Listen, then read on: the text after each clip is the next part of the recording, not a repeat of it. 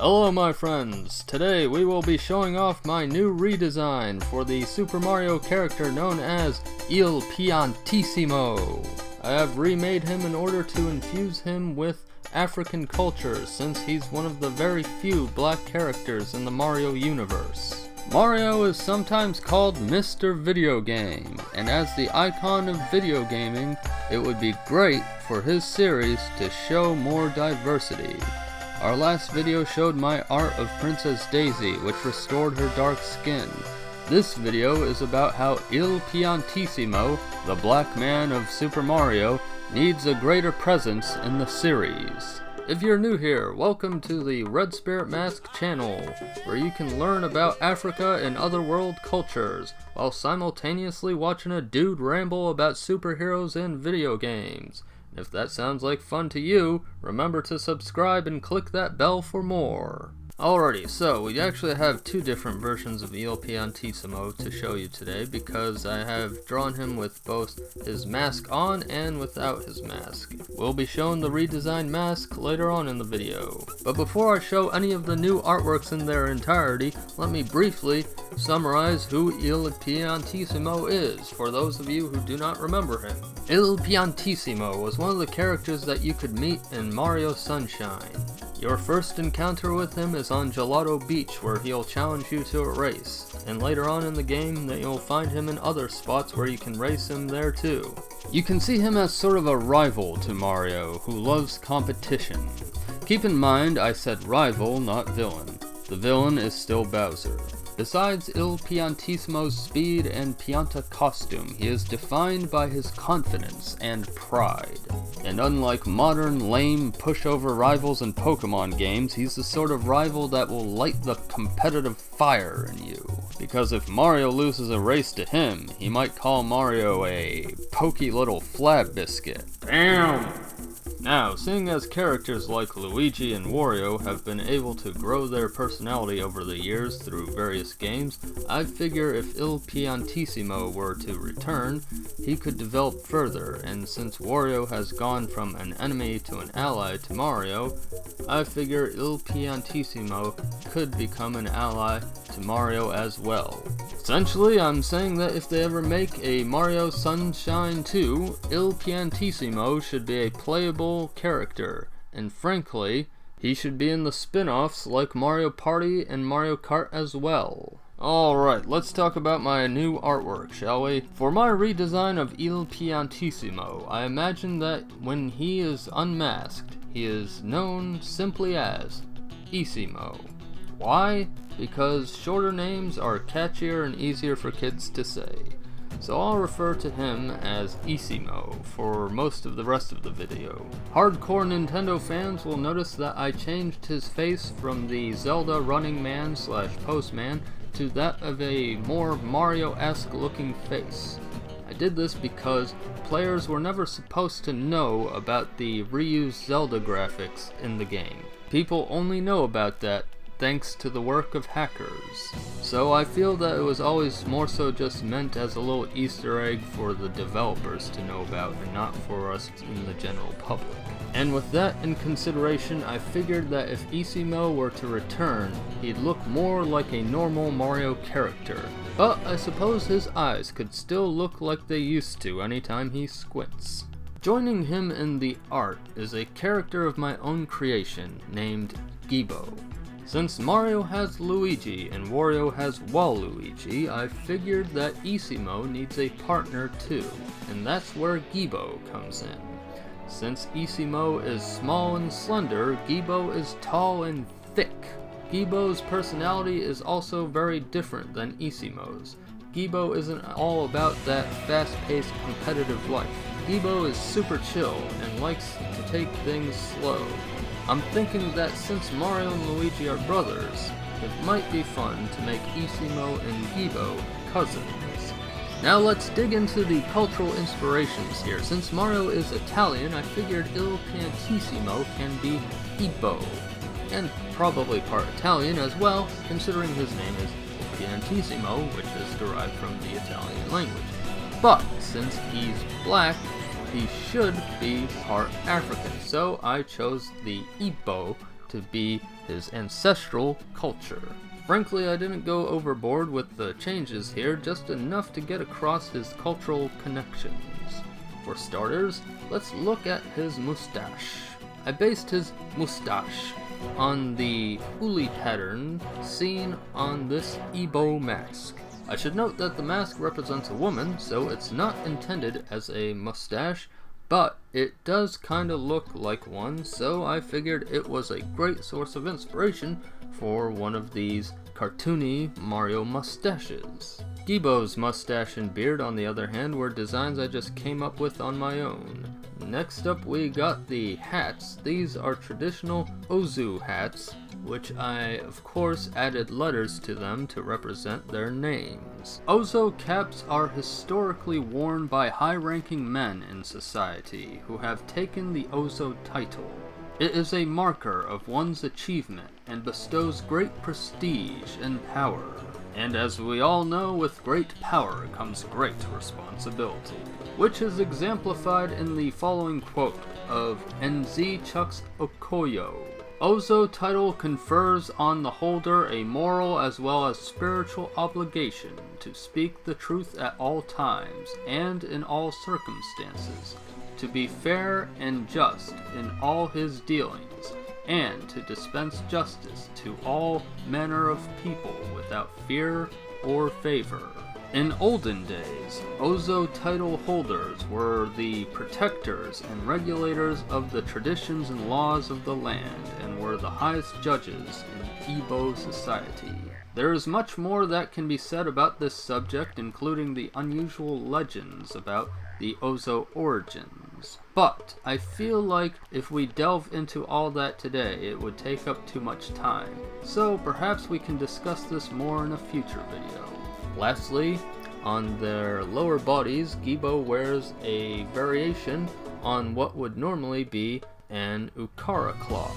But I made it a light blue for Gibo's colors to feel more in harmony with Issimo's pink. I also didn't apply many Nsibidi symbols just because I wanted to keep the design a bit simpler. Nsibidi are ancient ideographic symbols created by the Ijagam, aka Ikoi people, and refer to secret knowledge of the Akepe secret society. The Akepe society and their symbols are also a part of the neighboring cultures, including the Ibibio, the Efik, and of course, the Igbo peoples. So in an old Black Panther video of mine, I translated the Nsibidi that they used in the poster, but they mostly used basic Nsibidi. For my artwork, I used much more obscure Nsibidi symbols because I was trying to use the symbols that I saw on Ukara cloth. Now because my main focus was to get the look of Ukara cloth across to the viewers, I did not spend my time trying to hide a secret message in here like I do with some of my other artworks. Now despite having a number of image resources on my computer that I've found throughout the years translating various Nsibidi symbols, I still do not know all the Nsibidi, because as I said, this stuff is really obscure, and I'm not Mantalk the Mind Taker! So if you are upset that I do not know all knowledge of the world, feel free to click that dislike button. But for those of you who are reasonable, I hope you keep watching. Ukara cloths are woven for specific individuals who pick designs of personal significance. So although there may be some personal reasons for individual members of the Akepe society to pick various icons on their Ukara cloth, I can't obviously tell you about personal meanings and stuff like that, but I can try to divulge some of the general information that I know about the Igbo culture and the Efik symbols of Nsibidi. Let's start with the triangles at the top of Issimo's shorts. A group of triangles represents a leopard's spots. It's a sign of leadership and prowess in wartime. The second symbol under that is a double gong, which some people call a double bell, which is silly since even if it resembles a bell, it's functionally a gong. I mean, I'm not a music expert, but as far as I'm aware, the difference between a bell and a gong is a bell has a little dangly bit, and in the inside, so it rings. You can ring the damn thing. Where the gong, you strike it. Double gongs, you strike, you don't ring. Anyway, it represents political authority of the Akepe society, and besides its musical use, in West Africa it has been known for its religious, therapeutic, and social functions as well. The third symbol we have here is a crab. Now, like the double gong before, I have not seen a visual guide that translates either of these, but I will tell you how they relate to Igbo culture. There is an Igbo proverb that states, "The crab that escapes from a trap may not have all of its appendages intact." In other words, if you've been through a traumatic event, you'll likely carry those physical or mental scars. The fourth thing we see on Issimo's shorts is a square-shaped icon.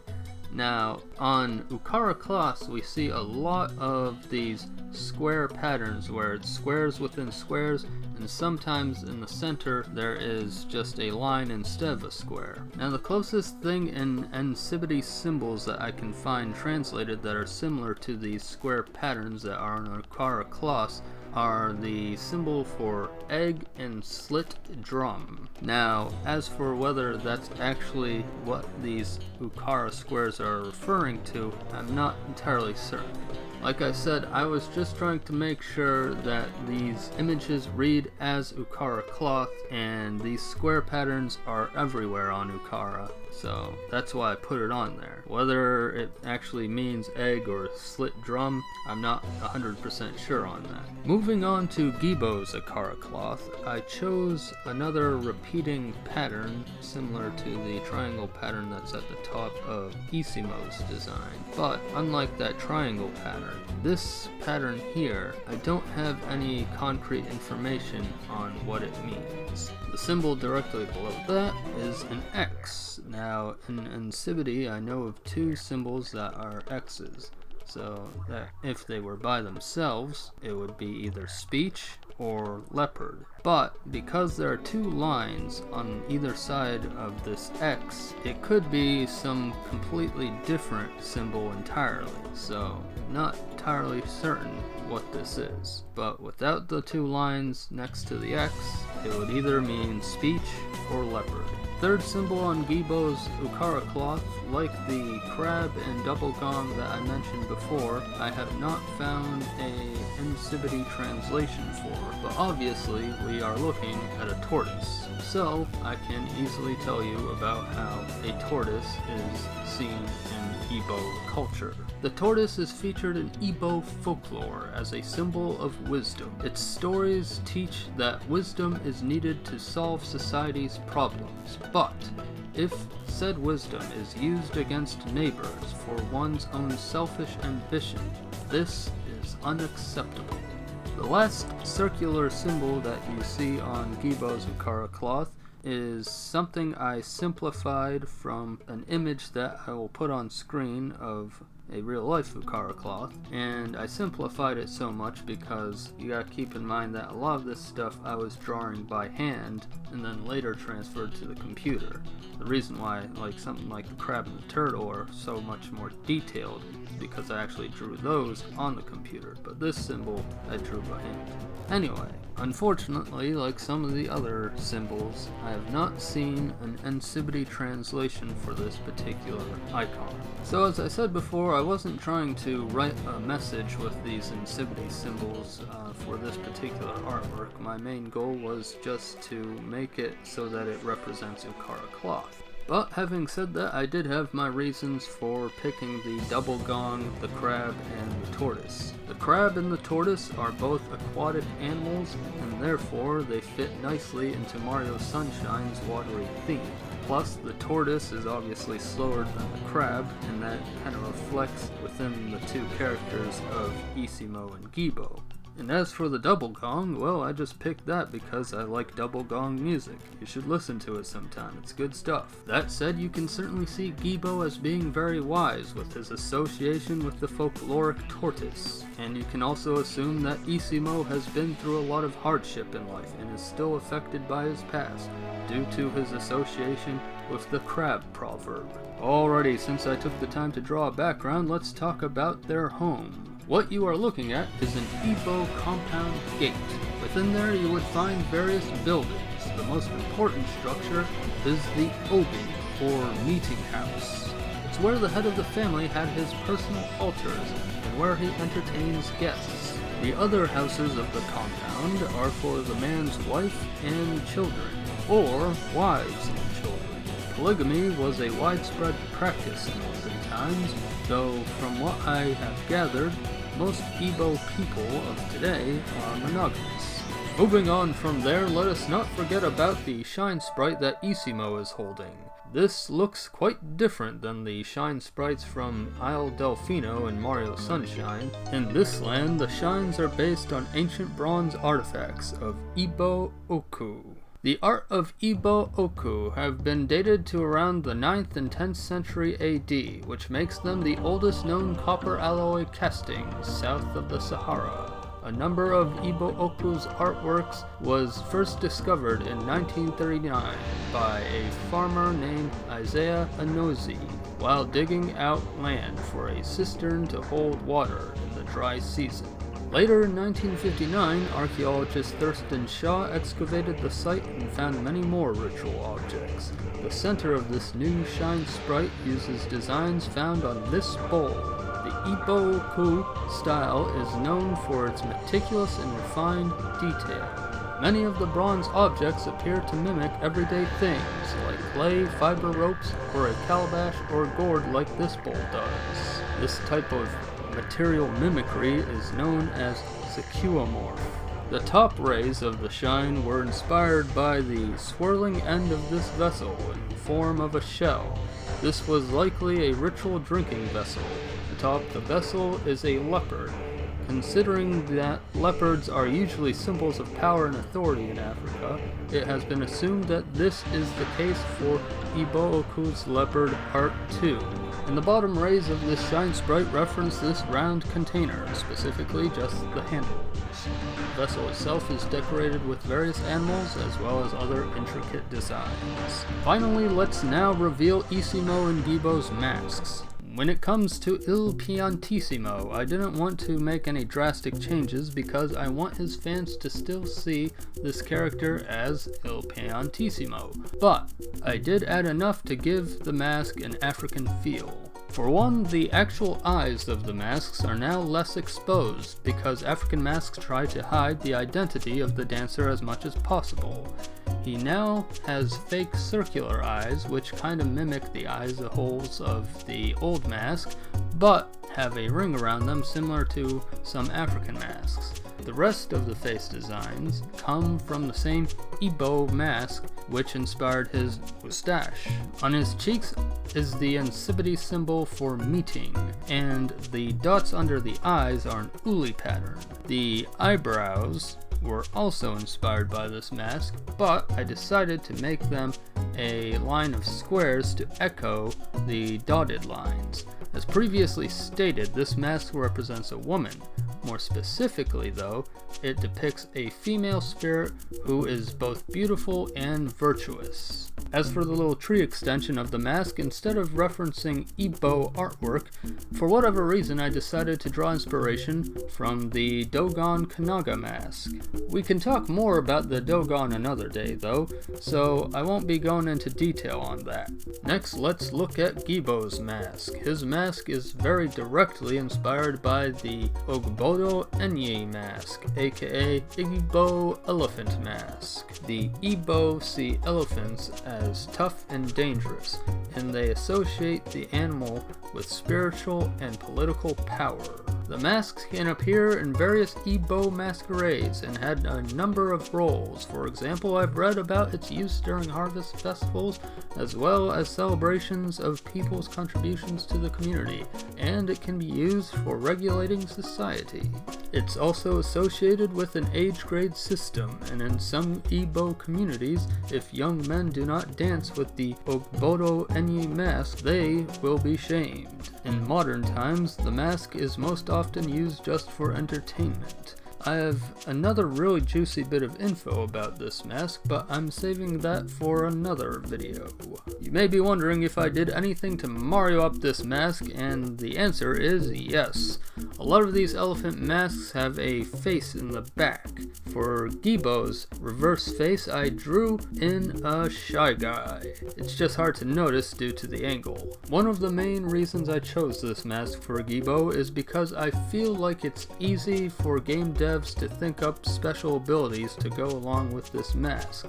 It's an elephant after all, so it can use its powerful tusks to break bricks, and it can shoot out water similar to the flood device in Mario Sunshine. But perhaps this water spray could have unique attributes, like maybe it has more powerful blasts at the cost of it not being able to hover like Flood can. And on that note, I should say that I figured the Il Piantissimo mask could allow things to bounce off your head, similar to the Shelmet in Mario Maker. My reasoning is because you can bounce off the actual piantas, if my memory serves me correctly. The last thing I'll say about the masks is that perhaps there would be other mask power-ups that Issimo and Gibo could obtain as well, so they won't simply be limited to the Pianta and Elephant masks that I've shown you here today. That's also part of the reason why I decided to shorten his name to Issimo, because if he does wear another mask that is not a Pianta mask, well then it'd be kind of weird to call him Il Piantissimo.